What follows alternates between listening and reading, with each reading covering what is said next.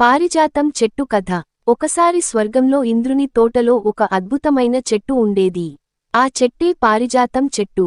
ఆ చెట్టులో పూసే పువ్వులు సుగంధభరితంగా, అపూర్వమైన అందంతో ఉండేవి.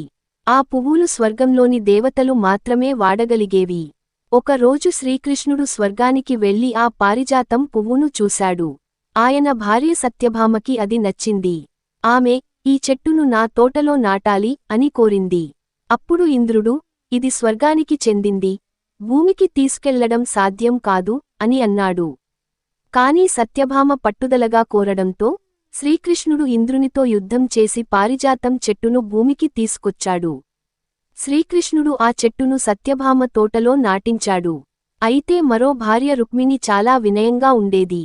కృష్ణుడు చెట్టును సత్యభామ ఇంటి వద్ద నాటించినా చెట్టు పువ్వులు మాత్రం రుక్మిణి ఇంటి వైపు పూశాయి.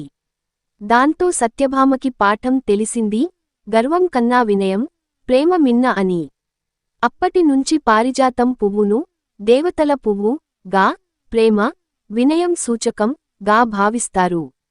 సందేశం: ప్రేమలో గర్వం కాకుండా వినయం ఉంటేనే ఆనందం నిలుస్తుంది. ఈ కథ నచ్చితే దయచేసి మా ఛానల్కి సబ్స్క్రైబ్ చేయండి.